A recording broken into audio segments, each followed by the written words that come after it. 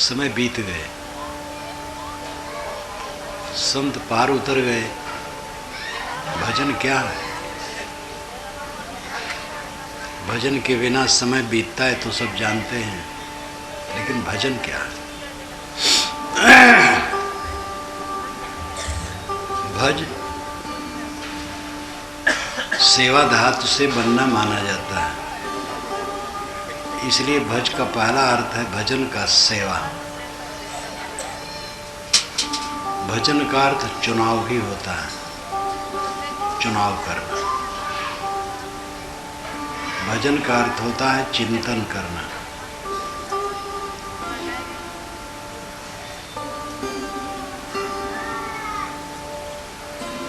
जैसे रुई धुन धुन करके उसके रेसे रेसे अलग कर देता है धुनने वाला, सारी कचड़े छल जाते हैं, साफ रुई हो जाती है।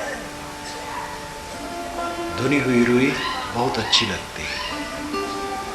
और मशीन से जो कारखानों में धुनाई होती है, पहली बार मैंने देखा, एक कारखाना में लोग मुझे ले गए, मैनेजर की इच्छा थी कि मैं देखूं। बड़ा कारखाना था। वैसी धुनी हुई रुई मैंने कभी नहीं देखी थी। साफ कोमल, मन को धुनना भजन है। मनुष्य का जीवन ही है मनन योग्य।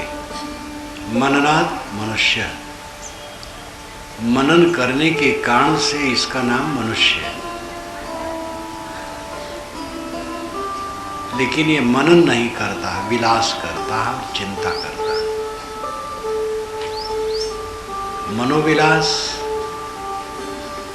और मन से चिंता, मनन भजन है, मनोविलास बंधन है।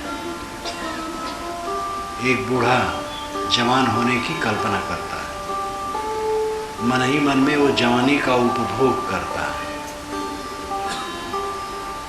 पैदल चलता है, लेकिन हवाई जहाज में मन ही मन से चलता है। बहुत साधारण स्थिति में है, लेकिन अरबपति होने की कल्पना करता है। काम भोग, लोभ मोह, किसी को नीचा दिखाने की चेष्टा, अनेक कल्पनाओं में रहता है। ये मनोविलास। और चिंता करता है, उद्वेगित होता है, मनन नहीं करता। मनन भजन है। रुई को जैसे धुना जाता है, मनन मन को धुनना। मनन का अर्थ है विवेक करना। मनन का अर्थ है जो जैसे है उसको उसी दृष्टि से देखना। जो जैसे है उसको उसी दृष्टि से देख लेना ही आत्म साक्षात्कार का द्वार है। आदमी वैसे नहीं देख पाता है, विपरीत देखता है। शरीर को ठीक से देख लिया जाए तो शरीर से वितृष्णा हो जाएगी। शरीर क्या है? कपड़ा हटा दो तो मैला चाम ऊपर से लपेटा है। चाम को हटा दो तो मांस है, गीला गीला, जो रक्त और पानी से लिबलिबा है, और उसमें नसें फैली हैं, मोटी और पतली अनेक प्रकार की है। उसको हटा दो, मांसपेशियों को, तो हड्डी का ढांचा है। उसके अंदर टट्टी पेशाब की थैलियां लटकी, इतना भयंकर।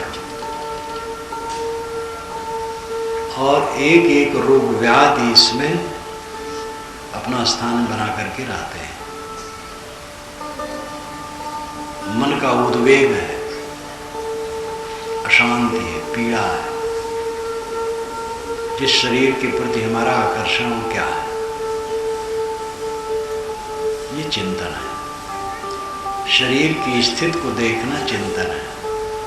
आप जहाँ हैं अपने से पूछें यहाँ मेरा क्या है, मेरा कौन है। बंदे कर ले आपने मेरा, मैं छोटा पद है सतगुरु का, लेकिन थोड़े में बहुत है। बंदे कर ले आपने मेरा, आप जियत लख हो आप ठौर कर, मुझे कहाँ घर तेरा।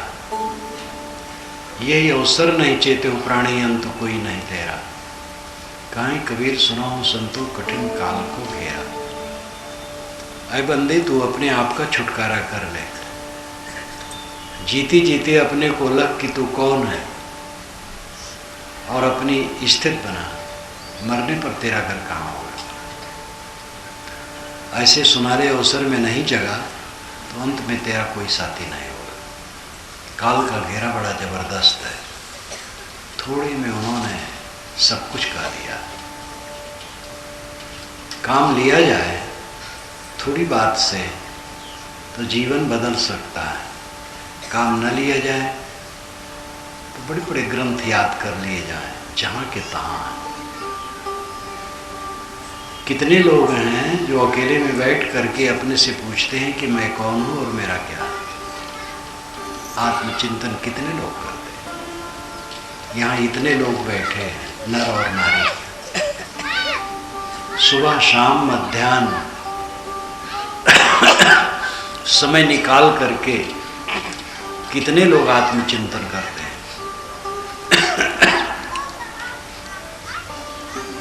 समय व्यतीत करते हैं, समय तो सबका व्यतीत हो जाता है, खाते पीते उठते बैठते चलते फिरते, काम धंधा करते, राग द्वेष करते, कला कल्पना करते, सोते जागते, समय सबका व्यतीत होता है। आत्मचिंतन में समय कौन व्यतीत करता है। संध्योपासना का जो विधान हिंदू परंपरा में किया गया था वो इसीलिए था। संध्योपासना का अर्थ यही नहीं कि वेद के मंत्रों का ही उच्चारण किया जाए तो संध्योपासना है। संध्योपासना नाम से जो चलता है वो वेद मंत्रों से जुड़ा है, लेकिन बात तो है आत्मचिंतन से। मुसलमान लोग संध्योपासना नहीं खाते हैं, नमाज करते हैं, 5 वक्त उनका है, उसमें भी आत्मचिंतन की ही बात होनी चाहिए, लेकिन वो प्रार्थना करके रह जाते हैं। आर्य और सामी परंपरा में प्रार्थना की प्रधानता थी। वेदों को आप पढ़िए तो प्रार्थना प्रार्थना, प्रार्थनाएं भरी है। ईसाई लोग प्रार्थना करते हैं, मुसलमान लोग जो नमाज पढ़ते हो प्रार्थना ही, नमन प्रार्थना। प्रार्थना से आगे बढ़ करके चिंतन है। आज परंपरा में चिंतन बढ़ा और फिर ध्यान। सामी परंपरा में प्रार्थना की ही प्रधानता रही, ध्यान चिंतन करने वाले थोड़े हुए हैं, आज भी हैं सूफी संतों में, लेकिन कम है। प्रार्थना करने के लिए ही कोई अकेले बैठता है, अच्छा है, कुछ तो करता है। अधिकतम लोग तो कुछ नहीं करते। मुसलमानों में तो नमाज की बात है कि सब मुसलमान के लिए जायज है। सैयद, शेख, पठान, मुगल, मेहतर, नाई, धोबी, कोई भी मुसलमान हो, सब नमाज पढ़े, सब मस्जिद में जाए और एक ही पट्टी पर बैठ करके सब पढ़े। हिंदुओं का दुर्भाग्य, संध्योपासना का जो विधान भी है वो द्विजों के लिए। इसमें बैठे लोगों में तो शायद ही कोई को अधिकार नहीं। द्विज का अर्थ है ब्राह्मण, क्षत्रिय, वैश्य, जिनका यज्ञोपवीत होता है, वही संध्योपासना कर सकते हैं, क्योंकि संध्योपासना में वेद मंत्र होते हैं और वेद मंत्रों को पढ़ना और उच्चारण करना ये द्विजों का अधिकार है, अधिज का नहीं। ब्राह्मण का, बनिया का और ठाकुर का। ये दुर्भाग्यपूर्ण है, लेकिन मूल वेद में ऐसा नहीं, ये पीछे वालों की लीला है। पीछे वालों ने बहुत गड़बड़ाया। ये तो मैं कई बार आप लोगों के बीच में कहता हूँ कि आजकल के जो जगत गुरु कहलाने वाले हैं ये प्राय विद्वान होते हैं,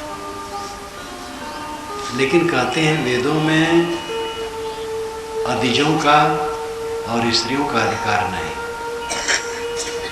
और चारों वेदों में कहीं एक लाइन में नहीं लिखा है कि वेद में किसका अधिकार है और किसका नहीं है, मानव मात्र का अधिकार है।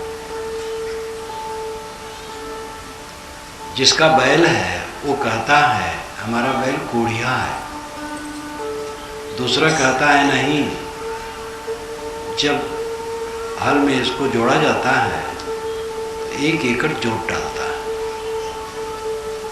तो उल्टी पलटी बात लगती है। इतने बड़े बड़े विद्वान कहला करके वो जगत गुरु की गद्दी पर बैठे लोग कहते हैं अधिजों का और स्त्रियों का अधिकार नहीं। तो संध्योपासना का विधान जो हुआ उस द्विजों के लिए हुआ। बाकी लोगों को उन्होंने शूद्र कहा, और उनका तो यही काम है कि जो मोटा काम है वो करें, इसी में उनका कल्याण हो जाए। फुसलाया गया, बहकाया गया।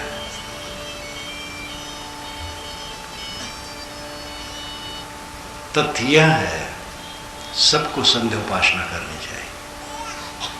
संध्योपासना है संध्या काल में उपासना, प्रातः, मध्याह्न, सायं, आधी रात, ये 4 संध्याएं। काल की संधि को संध्या कहते हैं। रात बीत गई, दिन आने वाला है, ये प्रातः की संध्या है। दिन के दोनों पक्षों का मिलन दोपहर है, दोपहर संध्या है। और शाम और रात ये दोनों जोड़, इस समय ये संध्या का समय है, तीसरी संध्या है। और आधी रात को चौथी संध्या है, रात के दोनों पक्षों का। इस प्रकार 4 संध्याएं। किंतु रात में लोग सोते हैं, इसलिए रात की संध्या को रद्द कर दिया गया। प्रातः, मध्याह्न और सायं, ये 3 संध्या मानी गई। इसमें बैठ करके उपासना करो। उपासना का मतलब निकट बैठना, अपने निकट बैठो। उप आसना, उपासना, उप निकट, आसना बैठना। अपने निकट बैठो, अपने आत्मा के निकट बैठो, अपने को पहचानो, आप कौन हो, क्या कर रहे हो, कहाँ हो, किसमें हो, किसके साथ हो, किसका साथ है। अगर आदमी वास्तविकता को सोचे तो उसके मन में वैराग्य हो जाएगा। वैराग्य का मतलब घर छोड़ना और कपड़ा बदलना नहीं, अनासक्त। मैं राय देता हूं कि जो घर छोड़ दिए हैं वे वैराग करें, और जो घर में है वे वैराग करें। हर जगह हर आदमी को वैराग करना चाहिए, चित्त अनासक्त रहना चाहिए। वास्तविकता को हम जितना सोचेंगे चित्त उतना अनासक्त होगा। जगतपाल जी का लंबा परिवार, दर्रा के जगतपाल जो पास का दर्रा है, बहुत प्रसिद्ध भक्त, 86 वर्ष की उम्र। आज से 2 वर्ष पूर्व मैंने कहा, जगतपाल जी क्या उम्र है?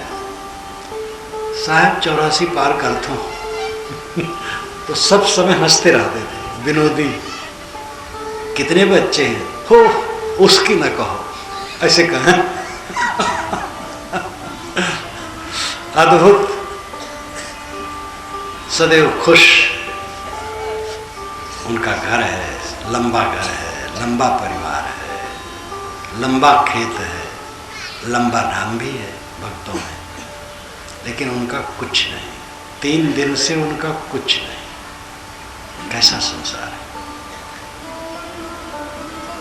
और हम लोग आशा बनाए बैठे हमारा है, कितनी भूल है। नजरों नजर है और देख नहीं पाते। क्यों नहीं देख पाते? जानते तो सब है। जानना काम नहीं करता है जब तक चित्त में उसकी स्थिरता न हो। और चित्त में स्थिरता होगी जब अभ्यास किया जाए। अभ्यास तो बकवास की है। बकवास का अभ्यास सबके मन में है। राग का, द्वेष का, ईर्ष्या का, चिंता का, उद्वेग का, काम क्रोध लोभ मोह का, इसका अभ्यास है। 4 लोग बैठेंगे, प्रपंच वार्ता शुरू, बकवास करेंगे। मृत्यु को सब जानते हैं कि मृत्यु जब सबकी है तो हमारा शरीर मृत्यु से रहित कैसे हो सकता है। लेकिन याद कितने समय तक लोग रखते हैं। कितनों का तो वर्ष वर्ष बीत जाता है, अपने शरीर के मृत्यु को सोचते ही नहीं। जब कोई मर जाता है तब लगता है कि सब बेकार है, और कोई योग्य व्यक्ति मर जाए तब और लगता है। कहीं ज्ञान की किताब पढ़े तो ख्याल आया, कहीं ज्ञान की बात सुने तो ख्याल आया, बाकी समय नहीं। जब आदमी उपासना करता है, भजन करता है, चिंतन करता है, तब इसकी आदत ज्यादा बनती है। जिस बात को आप सोचेंगे, जिसमें लाभ मानेंगे और जिस पर श्रम करेंगे, सोचेंगे, चिंतन करेंगे, जिसमें मन टिकाएंगे, वो काम आगे बढ़ेगा। इस चीज का महत्व ही लोग नहीं दे पाते हैं। अभिलाषा तो सबको परम शांति की, परम सुख की है, लेकिन परम सुख कहाँ मिलेगा इसका ख्याल नहीं। विषयों में सुख की कल्पना अनादि अभ्यस्त है, और भोगते भोगते जीवन बीत जाता, आदमी जहाँ का तहाँ रहता है। हर समय तृष्णा, हर समय असंतोष, हर समय प्यास, भूख, भोगों की भूख, भोगों की प्यास सब समय बनी रहती है। भोगों से कोई आज तक तृप्त नहीं हुआ। तृप्त आत्म संतोष में होगा, उधर ध्यान नहीं। भजन है आत्मशोधन, आत्मज्ञान, आत्मशोधन, आत्मस्थित, आत्मशांत, ये जीवन का फल है। आत्म का अर्थ होता है अपना, आत्म ज्ञान, अपने को पहचानना, आत्मशोधन, अपने आप को अनात्मा से अलग विवेक द्वारा करना, आत्मस्थित, अपने आप में स्थिर हो जाना, इसी का फल आत्म शांति है। ये कोई संप्रदाय की बात नहीं है, ये हर व्यक्ति की अपनी बात है। आत्मज्ञान पहला कर्तव्य है, आत्मज्ञान। तुम कौन हो? तो कितने लोग कहते हैं कि मैं तो कुछ नहीं हूं। जीवन का फल क्या है? परमात्मा को पाना। ये सुनी सुनाई बात लोग कह देते हैं। परमात्मा कैसे पाओगे? परमात्मा पाने की कोई चीज नहीं है। परमात्मा पाने की बात बहुत चलती है। ईश्वर प्राप्त, ईश्वर के दर्शन, दर्शन जिसके होते हैं वो ईश्वर नहीं होता है। जो ईश्वर होता है उसके दर्शन नहीं होते। दर्शन दृश्य का होता है, दृश्य जड़ है। दृष्टा ही ईश्वर है, वो आप है, आप खुद ईश्वर है। लेकिन ये बात भयावह लगती है, अस्वाभाविक लगती है। ईश्वर कोई अलग है जो बलवान है, शक्तिशाली है और सब कुछ कर रहा है। ये धारणा बहुत है। ईश्वर ने दुनिया बनाई, जिसने दुनिया बनाई वही ईश्वर है, वही चला रहा है, तो चला तो ठीक नहीं रहा है। ईसाइयों का एक छोटा सा सम्मेलन हुआ था विद्वानों का इलाहाबाद में, कई वर्ष हो गए। वो है शायद 87, 88 है। तो मुझे भी निमंत्रित किए थे। इलाहाबाद में ईसाइयों का प्रशिक्षण केंद्र है, और दक्षिणी भारत के वहाँ युवक युवती खूब भरे, प्रशिक्षण होता है। तो एक कमरे में मीटिंग हुई थी, 2 दिन की थी या 3 दिन की। उसमें हिंदू समाज के विविध शाखा के संत और विद्वान थे, ईसाई थे, मुसलमान थे। तो एक मीटिंग में भिन्न अध्यक्ष चुन लिया जाता था। तो एक आज सामाजिक विद्वान थे जो रसायन शास्त्र के व्याख्याता थे, इलाहाबाद के, रिटायरमेंट उनका था, सन्यासी रूप में थे, वे अध्यक्ष थे, समय दे रहे थे। एक बुजुर्ग जो कोई बड़े अधिकारी पहले रहे होंगे, बड़ी अच्छी, 75 वर्ष से कम उम्र नहीं, बड़े सौम्य, 5-5 मिनट उस समय बोलना था। उन्होंने कहा ईश्वर है तो धर्म है, ईश्वर है तो धर्म है। इस पर उन्होंने कई बार दोहराया, फिर समाप्त किया। उसके बाद मेरा नंबर था, फिर समाप्त था वो मीटिंग। मैंने कहा ईश्वर है तो धर्म है, ईश्वर होगा अपना धर्म वो जानता होगा, मनुष्य है तो धर्म है, मनुष्य के धर्म की जरूरत है। ईश्वर ने भले दुनिया बनाई हो लेकिन वो चला नहीं पा रहा। आतंकवादी आते हैं, उपासना स्थल में बंदूक से उड़ा देते हैं 10-20 को, और ईश्वर कुछ नहीं कर पाता है, ईश्वर चला नहीं पा रहा। ये कहना था कि जो ठाक मचा सब हंस डाले, मौलवी और पादरी भी हंस डाले, क्योंकि बड़े कट्टर ईश्वरवादी होते हैं। हिंदू परंपरा के तो कोई विद्वान हो कट्टर ईश्वरवादी नहीं होते, आत्मवादी होते। लेकिन मौलवी और पादरी कट्टर ईश्वरवादी होते, लेकिन वो भी हंस डाले। और जिस विद्वान की प्रतिक्रिया में मैंने कहा था वो तो हंसते रह गए। जब समाप्त हुआ, जलपान के लिए सब उठ खड़े हुए, तो इलाहाबाद के वाइस चांसलर रह चुके थे, अफसरी छोड़ दिए, मार्क्सवादी विचार के थे, प्रसिद्ध विद्वान थे। उन्होंने कहा आपने तो परम सत्य कह दिया, मैं कह नहीं पाया।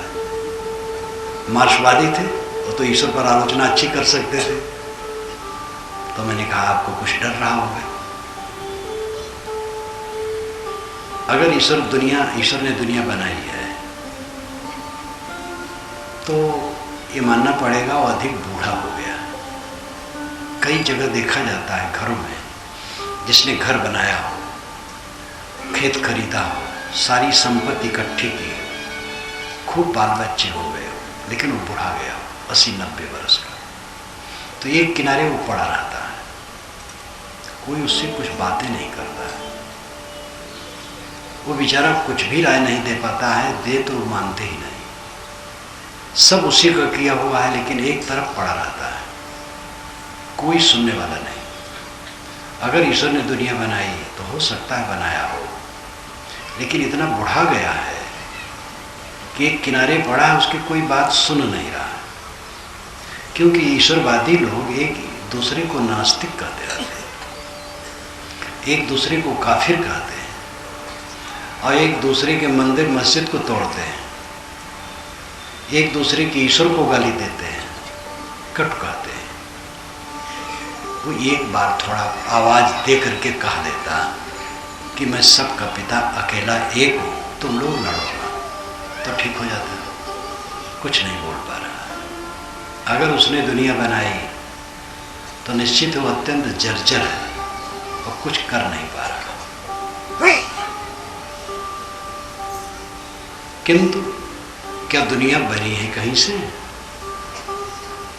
दुनिया में क्या बनती है आप देख लीजिए। मिट्टी बनती है, मिट्टी तो सब समय है, पानी भी सब समय है, आग भी सब समय है, हवा भी सब समय है, ये तो नित्य है ही। और इनके बीच में जो बनता है तो नित्य बनता बिगड़ता रहता है। तो नए सिरे से दुनिया कहाँ से बनती है? दुनिया सब समय है, दुनिया कहीं से बनती नहीं है। तो वेद के ऋषि भी कहते, साहेब तो बीजक में कहे ही है, तहिया होते पौन नहीं पानी, तहिया सृष्टि कौन उत्पानी। जब पहले पौन पानी नहीं थे तो दुनिया सृष्टि को किसने उत्पन्न कर दिया। मूल द्रव्य होगा तो उसी में तो कार्य होगा। मूल द्रव्य नित्य है, उसके गुणधर्म नित्य है, उसके गुणधर्मों से सृष्टि नित्य है। कहाँ से बनेगा, सब समय है। वेद के ऋषि भी कहते हैं को ददर्श प्रथमम जायमानम अस्तनवंतम यद अनस्था विभर्त। भूम्या प्रकृति को ददर्श प्रथमम जायमानम अस्तनवंतम यद अनस्था विभर्त। किसने देखा है जो सूक्ष्म प्रकृति है पूरे स्थूल जगत को लेकर के चल रही है, उसको उत्पन्न होते किसने देखा। अस्तनवंतम यद अनस्था विवाद। अनस्था हड्डी रहित, अस्था हड्डी वाली, ये जगत हड्डी वाला है। पेड़ पहाड़ सब पार्थिव पदार्थ है, लेकिन सूक्ष्म प्रकृति में ये सब नहीं है। सूक्ष्म है, सूक्ष्म कणों का प्रवाह है, वो प्रकृति है। उस प्रकृति से स्थूल जगत बनता है। उस मूल प्रकृति को उत्पन्न होते किसने देखा है, ये वेद के ऋषि, ऋग्वेद के ऋषि कहते हैं। भूम्या असुर सृगात्मक वसित को विद्वान उपगात पृष्ठमें तत्, को विद्वान उपगात पृष्ठमें तत्। भूम्या असुर सृगात्मक वसित, भूमि से अस और असृग बन गया। भूमि जमीन, यहाँ का लाक्षणिक अर्थ है जड़ प्रकृति। असु प्राण, असृग रक्त, इसका लाक्षणिक अर्थ है सूक्ष्म शरीर और स्थूल शरीर। ये बन गए। जड़ प्रकृति से सूक्ष्म शरीर बन गया, स्थूल शरीर बन गया। आत्मा कौसे, आत्मा क्या है। को विद्वान उपगात पृष्ठ में तत्। कौन विद्वान के पास जाता है इस बात को पूछने के लिए। आज जैसे सत्यता है वैसे उस काल में थी। वैदिक युग में भी आत्मा को समझने के लिए कौन चिंता करता है। ऋषि कहते हैं को विद्वान उपगात पृष्ठ में तत्।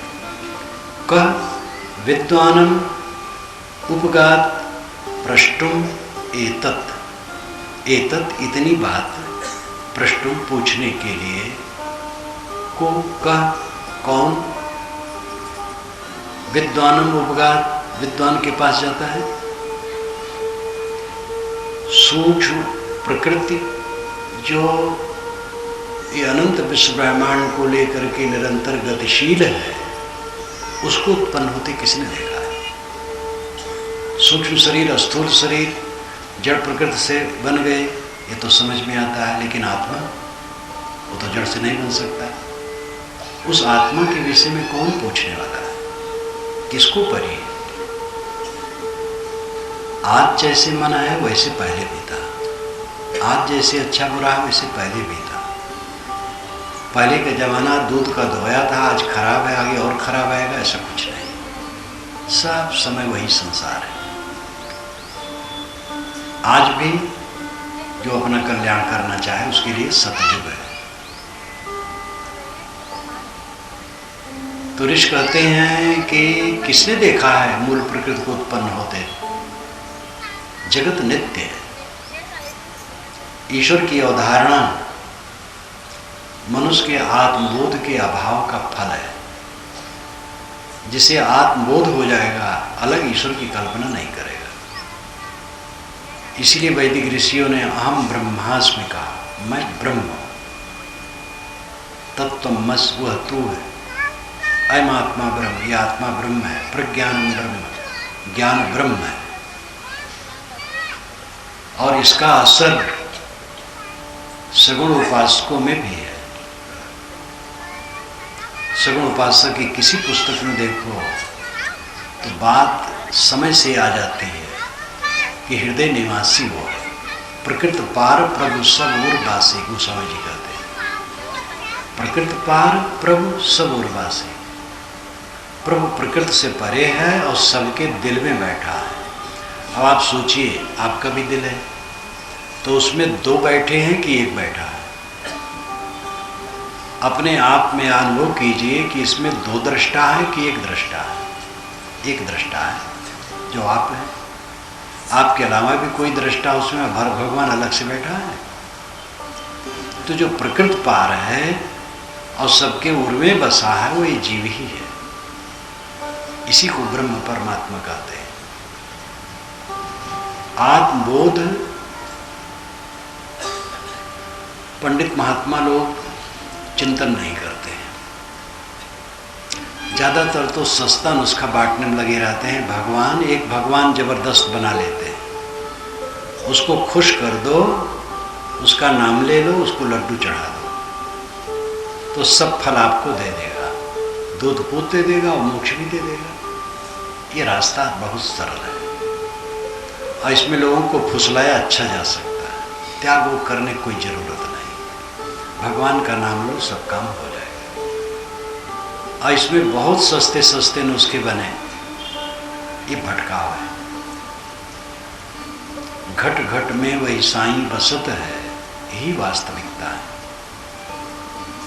घट घट में जो बैठा है प्रकृति पार प्रभु सबोरवासी, वो जीव ही है, आत्मा ही है, वही परमात्मा है और कोई अलग परमात्मा नहीं। आत्मबोध सही होना चाहिए। आत्मबोध में ये ज़्यादा ढिढोरा है कि आत्मा व्यापक है। एक अखंड वस्तु अगर सर्वत्र व्यापक हो तो दुनिया में दुनिया होगी ही नहीं, हलचल नहीं होगी, क्रिया नहीं होगी।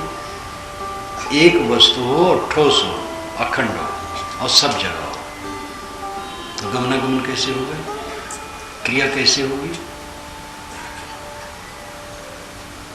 एक आत्मा व्यापक है, ये कहना गलत है।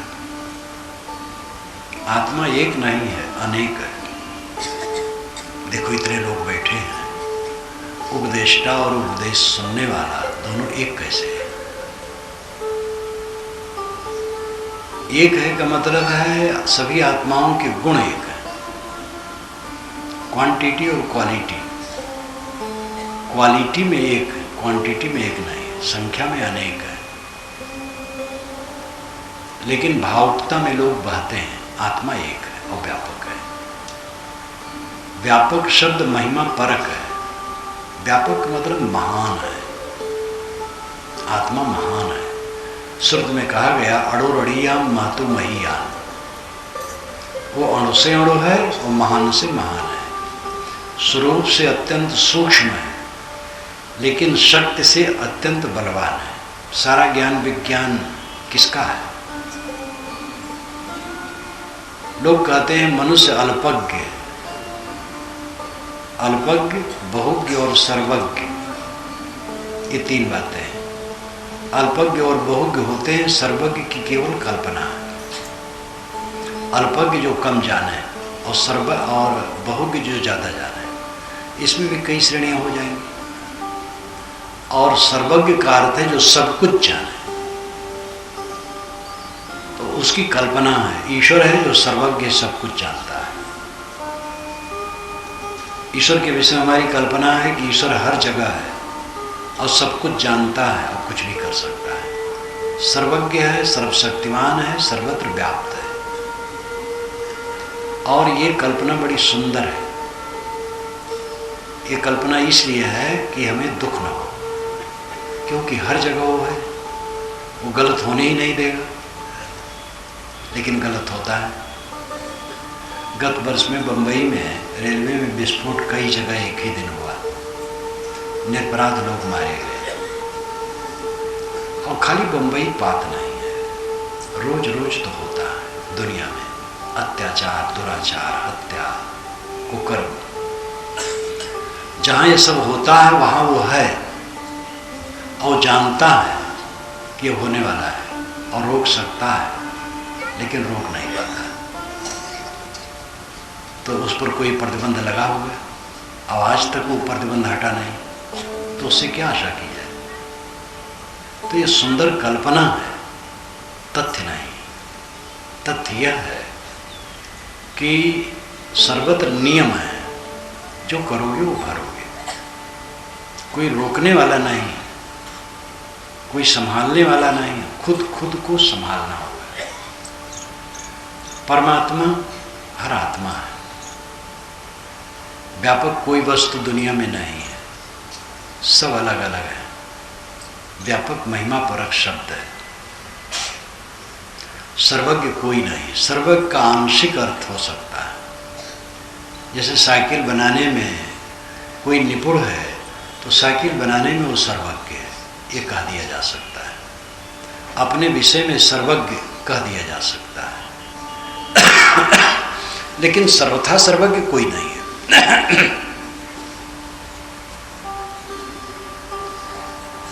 आत्मा के विषय में सही बोध होना चाहिए। आप जो आत्मा या परमात्मा कहते हैं, मोक्ष और निर्वाण कहते हैं, सुख और शांति चाहते हैं, वो आप कौन है? जीवन भर का घात प्रतिघात किस पर होता है? निरंतर सुख और दुख की अनुभूतियां कौन करता है? दुख से कौन भागता है? निर्भय सुख कौन चाहता है? वो आप है। आप ही परमात्मा है, आप ही ब्रह्म है, आप ही ईश्वर है, आप ही खुदा है। आपसे अलग ईश्वर परमात्मा ब्रह्म कहीं कोई नहीं। प्रकृत पार प्रभु सब उर्वासी, सब उर में जो बसा है वो प्रकृति से पार है, निश्चित शुद्ध आत्मा है। और वो एक दूसरे से अलग अलग है, उसे अपने को पहचानना होगा। गिड़गिड़ाने से काम नहीं बनेगा। अपने को समझो और अपने विकारों को दूर करो। आत्मा को समझो, आप अजर अमर शुद्ध, सबसे असंग, अकेला, आपके साथ कोई नहीं। जितना संबंध बनेगा सब छूट जाएगा। जीवंत में अकेला ही जाएगा, अकेला रहेगा सब समय। भीड़ के बीच में रहते हुए भी हमारे सुख दुख की अनुभूति हमें ही होती है, इसलिए सब समय जीव अकेला है। दुख में तो सदैव अकेला लगता है। भयंकर शरीर में पीड़ा हो रही है, कोई आ करके हमसे गले मिलना चाहे, प्रेम की बात करना चाहे, हमें बेचैनी होती है, हट जाओ। दुख में कुछ अच्छा नहीं लगता है। जीव अकेला है, उसके साथ कोई नहीं है, वही आत्मा है, वही प्रकृति पार है, वही प्रभु है। ये आत्मबोध सही होना चाहिए। जो ये मोह है कि हमसे अलग कोई है जो सर्वशक्तिमान है, ये मोह हटे बिना आत्मज्ञान सच्चा नहीं होगा। अभी मेरा कैंप लगा था इलाहाबाद मेले में, हर साल लगता है, सप्ताह भर के लिए मैं भी जाता हूँ।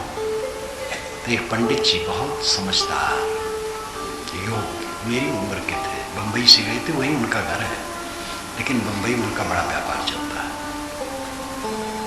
तार्किक कहे, महाराज भगवान से तो बड़ा चोर है। रात में आता है मंदिर में, मुकुट उकुट सब बटोर करके ले जाता, जानता है भगवान नहीं। तार्किक कितने, लेकिन जब बात होने लगी तो कहे कि ऐसा लगता है कि हमसे अलग कोई शक्तिशाली है। हम कहे तो वो शक्तिशाली क्या कर रहा है? आज तक आप उससे सुधरे नहीं, आपका हित नहीं हुआ, और शक्तिशाली सदैव बना है। तो बेचारे बड़े हताश हुए। हम कहे अपनी शक्ति को जब तक न समझोगे, शक्तिशाली की कल्पना किए बैठे रहो, ऐसे कैसे रहो? अपनी शक्ति को समझो कि अच्छा अब मैं अब की बार आऊँगा तो आपके पास बैठूंगा, तो मैं कल जा रहा हूँ और इस पर ठीक से सोचना है। पात्रताओं में है, पुस्तकें शायद काफ़ी खरीदे होंगे, कहीं मैं अभी सब खरीद लेता हूँ, बड़ी बड़ी पुस्तकें। हमके केवल खरीदना नहीं, मनन करना, पढ़ना। ये मन में होता कोई अलग तो है, वो हमारे ऊपर कृपा करेगा तो हमारा काम होगा। आप अपनी कृपा जब तक अपने ऊपर न करोगे, आपका काम नहीं होगा। कोई आप पर कृपा करने वाला नहीं है, और जो कृपा करने वाले हैं सबकी कृपा आपके ऊपर है, आपकी कृपा अपने ऊपर नहीं।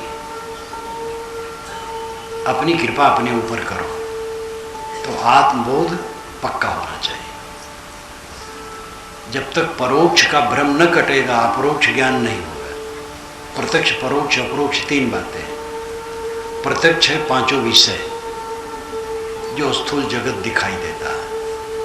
परोक्ष है देवता, ईश्वर इत्यादि जो मन की अवधारणा है। और अपरोक्ष है इन दोनों का दृष्टा जो प्रत्यक्ष जगत को देखता है और परोक्ष देवताओं और ईश्वर की कल्पना करता है। नए नए देवता और नए नए ईश्वर गढ़ता रहता है। अपरोक्ष का बोध प्रत्यक्ष परोक्ष से ऊपर उठे बिना नहीं होगा। प्रत्यक्ष जो जगत की माया है, इस माया की आसक्ति को जब तक कम न करोगे अपने आत्मा पर विश्वास नहीं होगा। आसक्ति जितनी घटेगी आत्मा का ज्ञान उतना प्रबल होगा। और जब तक बाहर ईश्वर और देवता की कल्पना करते रहोगे अपने बल को नहीं समझ सकते। इसलिए आत्मज्ञान ठीक से होना चाहिए। अपने को पहचानो। उत्तिष्ठत जागृत पराबरानि बोधत, उठो जागो, बड़े पुरुषों के पास जाओ, अपना बोध प्राप्त करो। ये श्रुत के ऋषियों ने कहा। श्रुत के ऋषियों ने रोने के लिए नहीं कहा, गिड़गिड़ाने के लिए नहीं कहा। उपनिषद का चिंतन आत्मा परक है, लेकिन पंडित लोग उसका विकास नहीं किए, पुराणों का विकास किए, क्योंकि उसमें उनका धंधा ज़्यादा चलने वाला था। ज़्यादा लोग धंधा पर ध्यान दे देते हैं, इसलिए सत्य अलग रह जाता है। तो आत्मा का ज्ञान, फिर आत्मा का शोधन। शोधन का अर्थ है जैसे कि चावल में कंकड़ है, कीड़े कचड़े, कीड़े कचड़े कंकड़ को हटाने की क्रिया चावल का शोधना है। जब सब बीजात तत्व निकल गए तो चावल रह गया शुद्ध। तेल का शोधना, पानी का शोधना, जिस चीज को हम सोचते हैं उसके अतिरिक्त वस्तुओं को हटा देते हैं, वही शोधना कहलाता है। आत्मशोधन, अपने से अलग वस्तुओं को चित्त से हटाओ, ये आत्मशोधन है। ये स्थूल शरीर अन्नमय कोश है जो हाड़ चाम का ढांचा है, ये मैं नहीं हूँ, क्योंकि ये जड़ है, अपावन है, मैं शुद्ध चेतन हूँ। दूसरा प्राणमय कोश है, शरीर भर में जो हवा व्याप्त है वो प्राण, अपान, समान, व्यान, उदान, किरकल, धनंजय, देवदत्त, नागकूर्म इत्यादि 10 नामों से जो विभाजित है, वो शरीर में जो प्राण है, हवा का अंश, ये प्राणमय कोश है। ये प्राणमय कोश में नहीं।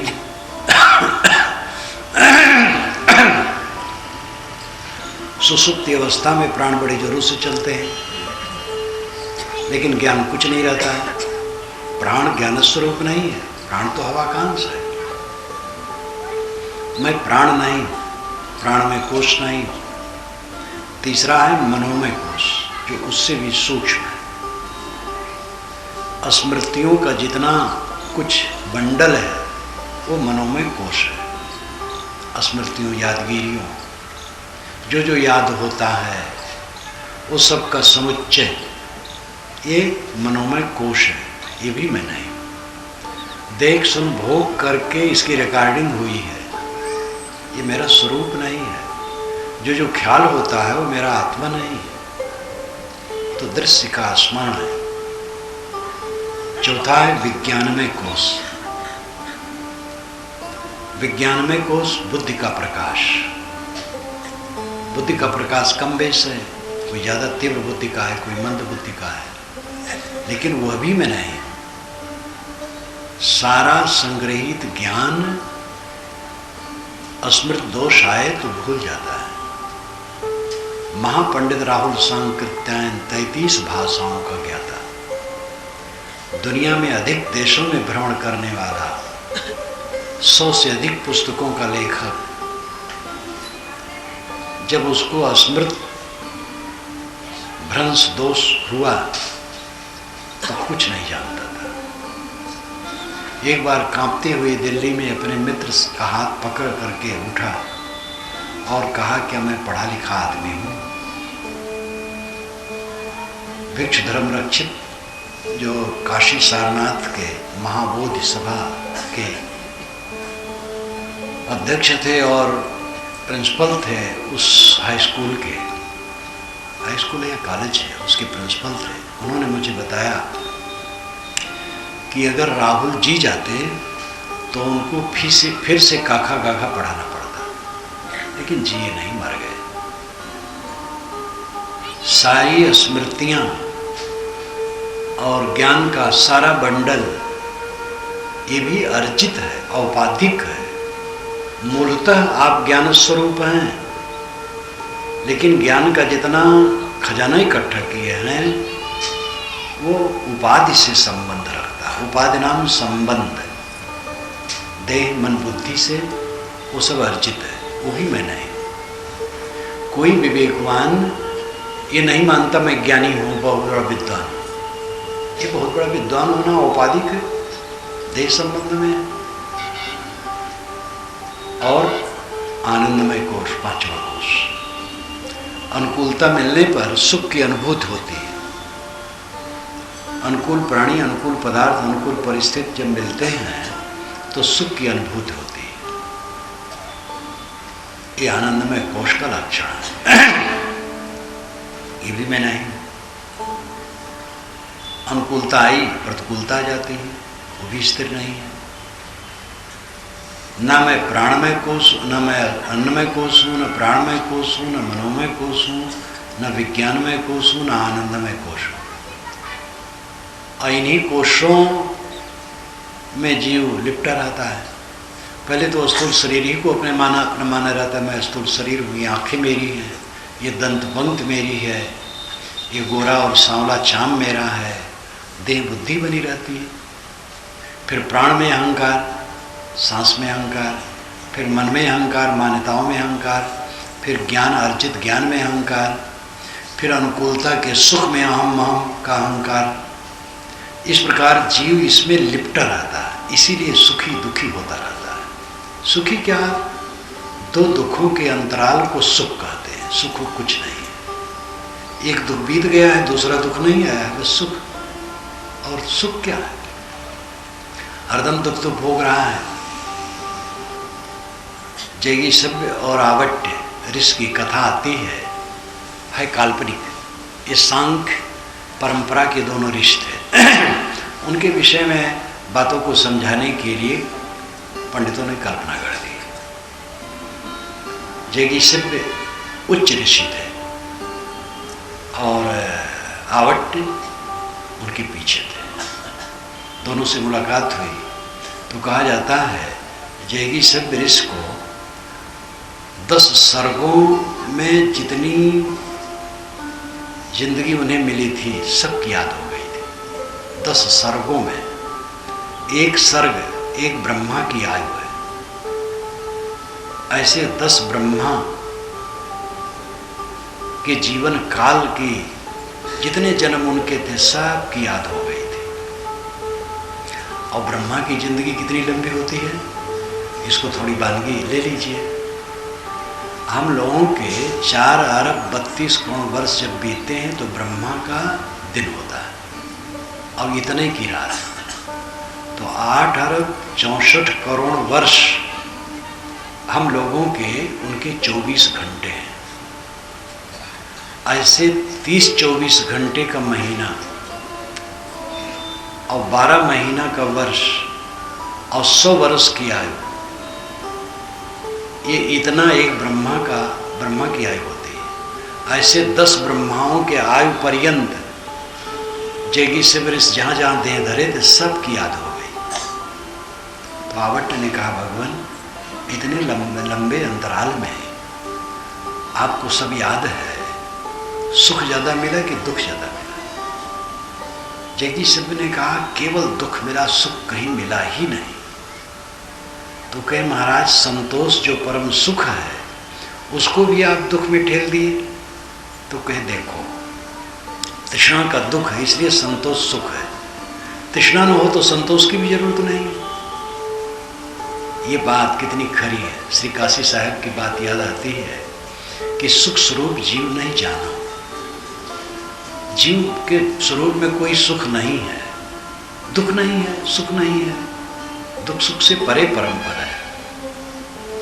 लेकिन सामान्य लोगों के लिए कहा जाता है भाई सुख है, क्योंकि दुख नहीं है तो सुख है। सुख ही की तो फांसी है, सुख ही तो भटका रहा है। सुख के लिए लोग भटक रहे हैं। एक स्त्री के शरीर में सुख है तो पुरुष ललचाता है। अब स्त्री के शरीर में सुख हो तो अपने शरीर के सुख को लेकर के वो सुखी रहे, तो पुरुष के शरीर में वो क्यों ललचाते हैं? और पुरुष के शरीर में सुख है तो पुरुष अपने शरीर के सुख को लेकर सुखी रहे, वो स्त्री के शरीर में क्यों ललचाता है? दोनों को भ्रम है, न वहां सुख है न वहां सुख है। ये सुख की फांसी है। सुख के चक्कर में सब दुख भोग रहे हैं। तो जगी सभ्य ने कहा कि तृष्णा दुख है, इसलिए संतोष सुख है। तृष्णा न हो तो संतोष की जरूरत ही नहीं। इतना ऊंचा ज्ञान। तो ये कल्पना भी, ऐसा कोई यादोद नहीं होता है। कहानियां प्रायः काल्पनिक हुआ करती हैं बातों को समझाने के लिए। आप लोग सब कल्पना कीजिए, जब से जन्म लिए क्या सुख पाए? थपेड़े थपेड़े थपेड़े, और उसी में थोड़ी खुजलाहट बीच बीच में हो गई, वही सुख मान लिए। और वही खुजलाहट दुख की जड़ है। जहाँ जहाँ सुख माने हैं वही दुख दिया है। लेकिन ये समझना कठिन है। विशाल साहब ने कहा है, जग दुख देखब कठिन है और सहज सब बात। जगत में दुख देखना कठिन बात है और बात सब सहज है। पतंजलि महाराज ने कहा, दुख में वो सर्वम विवेकिना। विवेकवान को सब दुख में लगता है, अविवेकी तो उसमें सुख की कल्पना करता, भटकता है, क्योंकि दृष्टि उसकी साफ नहीं है। आत्मशोधन का अर्थ है अनात्मा से अपने को अलग करने का चिंतन करना। मैं देह नहीं हूं, प्राण नहीं हूं, मन नहीं हूं, बुद्धि नहीं हूं, अहंकार नहीं हूं। जो कुछ संबंध है वो संबंध मैं नहीं हूं, असंबंध अकेला। जब ऐसा चिंतन करने लगे साधक तो धीरे धीरे उसे स्वयं अनुभव होगा। आत्मशोधन इसे कहते हैं। तब आत्मस्थित, आत्मशोधन से आत्मस्थित होती है। आत्मा में ठहराव। सनत कुमार ने नारद को समझाते हुए छांदोग्य उपनिषद में कहा है, बहुत लंबी चर्चा है।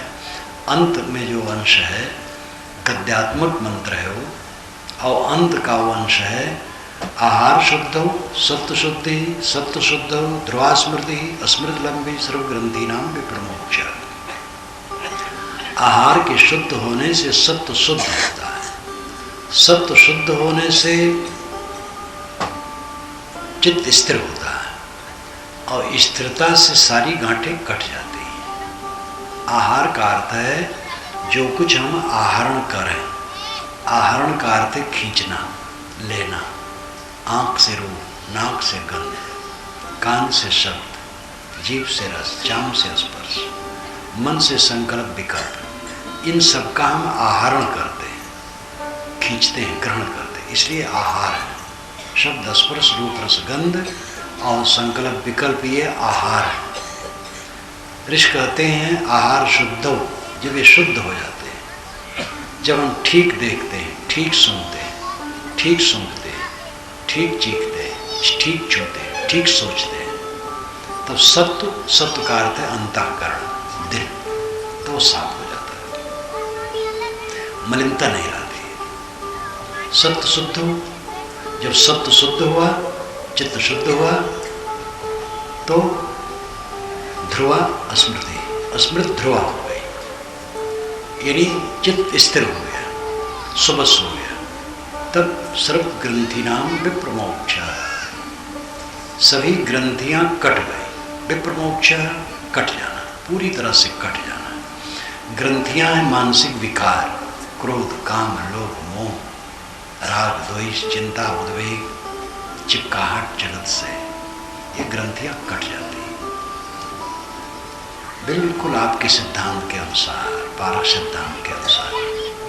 इसलिए श्री काशी साहब ने लिखा है अपने ग्रंथों में कि पारखी संत जुग जुग से होते आए। पारखी परंपरा कबीर साहब से है, लेकिन पारख जीव का स्वरूप है तो सदा से है।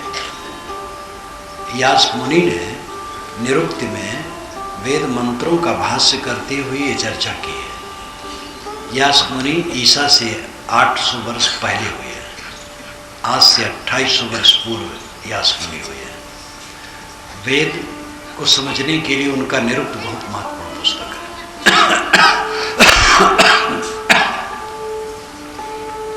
निरुक्त में उन्होंने किसी ऋग्वेद के मंत्रों को खास लिया है। ऋग्वेद ही तो खास वेद है, तो ऋग्वेद के मंत्र कोई मंत्र उठाया है तो उसमें बताया है कि ये निरुक्तकार इसका ये अर्थ करता है, अमुक निरुक्तकार ये अर्थ करता है। तो उन्होंने 22 निरुक्तकारों की चर्चा की है, लेकिन उन 22 का निरुक्त नहीं है, लुप्त है, केवल यास मुनि का है।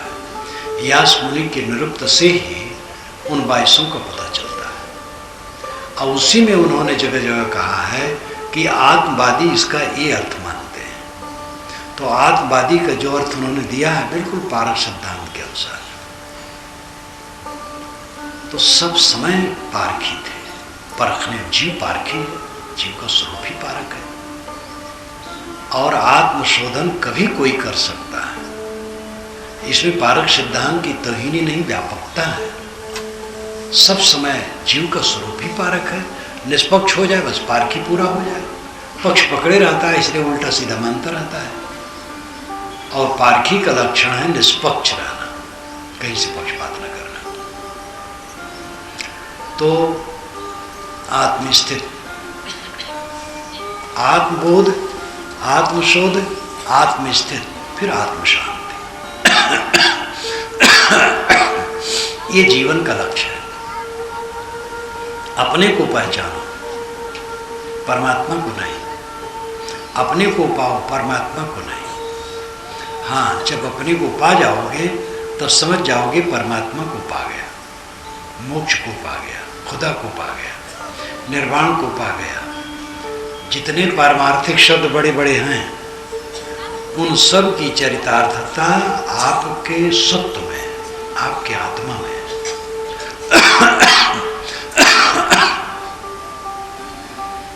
तेल और पेट्रोल के स्रोत जमीन में है, पानी के स्रोत है, रत्नों की खान है, कोयले की खान है, पत्थर की खान है, चूने की खान है। ज्ञान की खान और स्रोत कहीं है, वो मनुष्य है, आप है, आत्मा है। कहते हैं कि ज्ञान विज्ञान तो ईश्वर की देन है, हम लोग अल्पज्ञ हैं। ये फिर अविवेक की बात कही जाती है। ईश्वर को ईश्वर कहने वाला कौन है? आप है।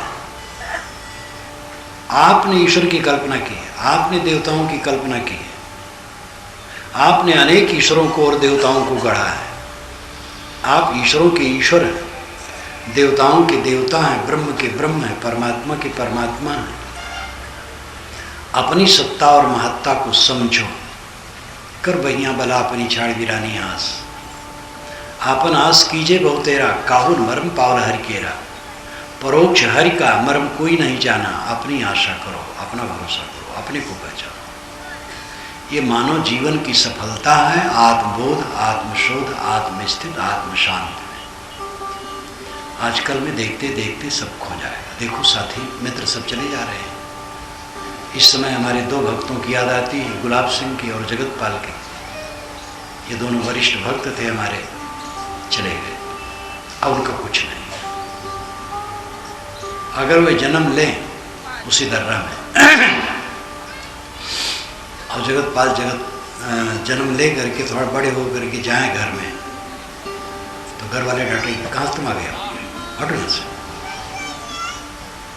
उस घर में उनका कुछ भी नहीं होगा और यही सबके केवल जगत पाल के लिए नहीं, हम सब के लिए। हमारा इस संसार में कुछ नहीं है, हमारा अपना आत्मा है। आत्मा को पहचानें, आत्मा को समझें, आत्मा को शोधें, आत्म शांति प्राप्त करें, यही जीवन का परम फल है। इसी के साथ मैं अपनी वाणी को विराम देता हूँ।